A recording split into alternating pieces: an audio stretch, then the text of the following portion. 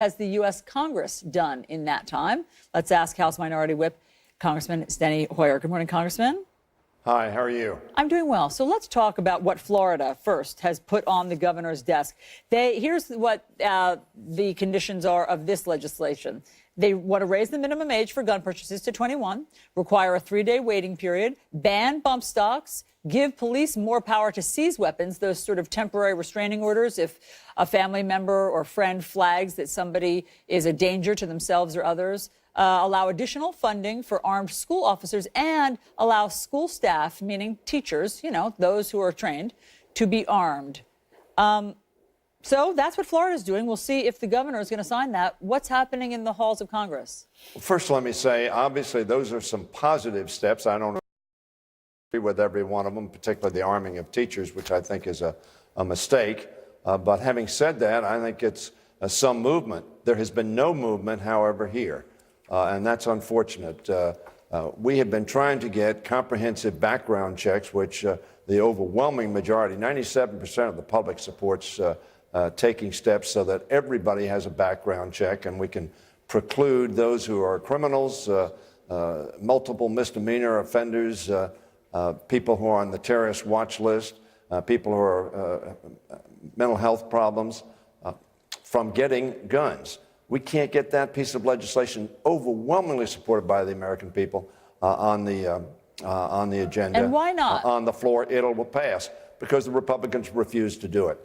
But why is that? Just explain to us why, as you point out, everybody talks about background checks. That seems to be something that there is wide consensus on. So what's the sticking point? Well, I think the only conclusion one can draw is that the NRA is opposed to it and they don't want to offend the NRA. I think that's tragic, frankly.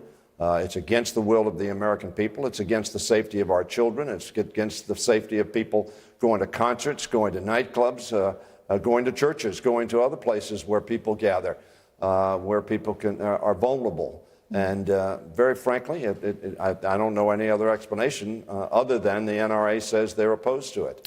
And that's unfortunate. We ought to get rid of the bump stocks. I'm glad to see that the Florida legislature did that as well. I frankly think there's no use for an AR-15, a weapon that can shoot a lot of bullets very quickly, which is designed to kill a lot of people very quickly. And that's unfortunate. But we ought to be considering those on the floor of the House of Representatives and the United States Senate. The NRA has a new video out that strikes many as a threat. So let me play this for you.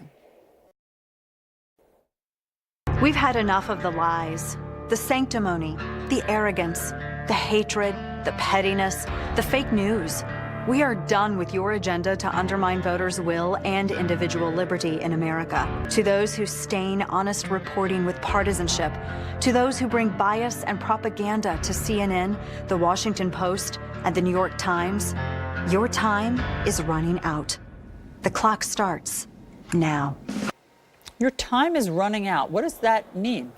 Well, it sounds to me like a threat, but the irony is that in that ad they say undermining the voters' will. The voters' will is overwhelmingly for taking steps, particularly on the background checks, but also the majority of Americans believe that these rifles that can shoot a lot of bullets very fast and kill a lot of people very fast should not be on the market, should not be available. So the only thing that one can conclude is the ARA and the NRA and that threat that you just point to is intimidating the Republicans, and that's therefore they don't act because it's certainly not reflecting the view of the American people who want to see action. The father of one of the victims from Stoneman Douglas, Fred Guttenberg, who we spoke to several times when we were down there, his daughter was Jamie. He was on Capitol Hill yesterday speaking to many of your Democratic Senate colleagues, and here's how he hears that video of the NRA. Let me play this for you. I ask you a question. If this was put out by a terrorist organization, we would be raising the terror threat level in this country. Why are we letting this lobby have anything to do in D.C.? I don't understand it. What's the answer to that? Well, I understand his frustration. Now, I don't think the NRA is a terrorist group. We have the First Amendment, and I think we honor the First Amendment. They're free to say what they want. However, as I said, the irony is they said something about the voters' will. The voters' will is, in fact, being thwarted. The voters' will, overwhelmingly reflected in polls, is that they think we ought to take meaningful action, certainly on the background checks, overwhelming, but also on assault weapons, the bump stocks, the mental health clearly is a criteria which ought to be used in terms of background checks, and there ought to be a waiting period to buy guns. I think the Florida legislation has that. I think that's a step forward. But very frankly, the Republican leaders in the Congress of the United States ought to have the courage to respond to the people's will and at least put it on the floor.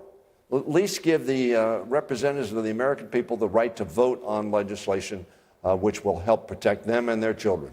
Congressman Steny Hoyer, thank you. We appreciate you being on. Thanks so much. Chris.